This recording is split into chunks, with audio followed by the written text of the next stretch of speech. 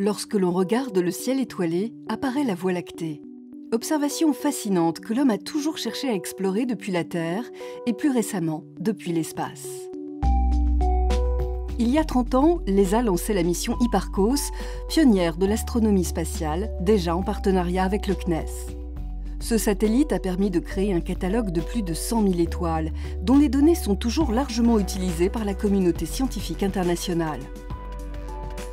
Une nouvelle mission extrêmement ambitieuse lui succède, Gaïa. Initiée par l'ESA en partenariat avec le CNES, Gaïa progresse de façon spectaculaire par rapport à Hipparcos. 100 fois plus précis, Gaïa a un angle d'observation de 10 microsecondes d'arc, l'équivalent de l'observation d'un cheveu parisien depuis Rome. Son objectif ? Établir en 5 ans une cartographie en 3 dimensions de notre galaxie. Gaïa va être capable d'observer dans notre galaxie environ 1 milliard de sources, c'est-à-dire environ 1% du contenu réel de la galaxie, 300 000 petites planètes de notre système solaire, dont probablement 30 000 vont être nouvelles, des objets qui sont susceptibles de rentrer à l'intérieur d'orbite de la Terre, vont être détectés, mesurés par Gaïa. Et puis encore plus loin, les objets extragalactiques les plus lointains, les quasars.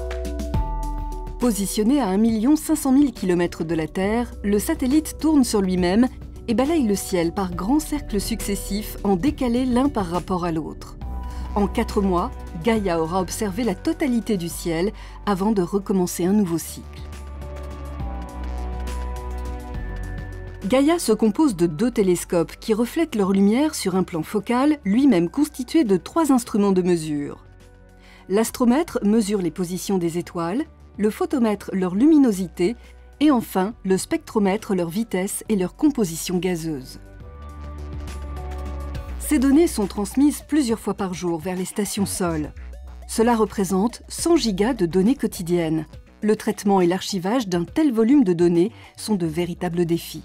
L'enjeu organisationnel de la mission Gaïa et du projet Gaïa au CNES, c'est de faire travailler ensemble une centaine de scientifiques et 6 centres de traitement qui sont répartis dans toute l'Europe. Le CNES est impliqué dans cette mission, d'une part en soutien à la communauté scientifique française et d'autre part par la mise en place d'un des plus importants centres de traitement des données de cette mission.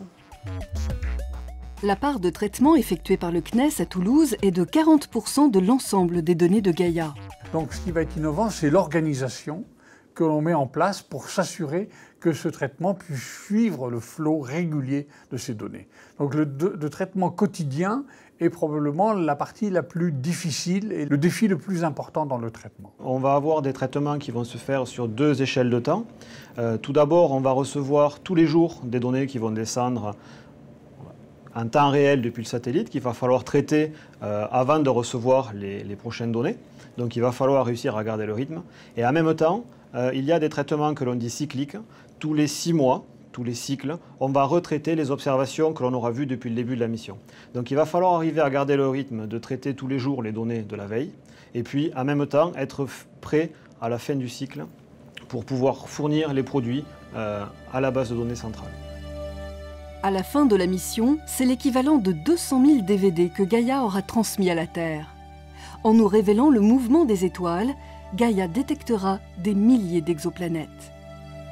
C'est-à-dire qu'au lieu d'avoir des bouclettes régulières, on va avoir des bouclettes avec un petit défaut. Et de la mesure de ce défaut, on va pouvoir déterminer qui a une exoplanète d'abord. Deuxièmement, où est son orbite, à quelle distance de l'étoile et quelle est sa masse. Avec le nouveau catalogue que Gaïa constituera, la communauté scientifique établira les nouvelles bases de l'astronomie. Donc le traitement qui vient après des résultats bruts, c'est justement cette exploitation qui va combiner les observations de différents types pour essayer de faire de l'archéologie de notre galaxie.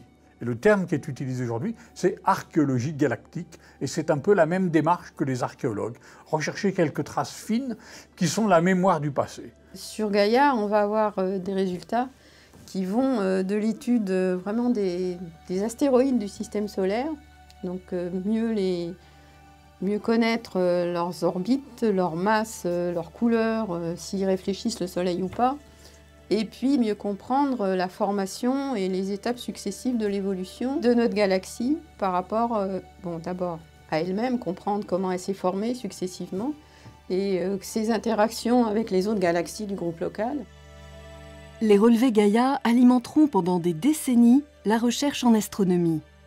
Cette mission européenne sans équivalent au monde permettra un immense bond en avant de notre compréhension de notre univers proche et lointain, de son histoire et de ses lois.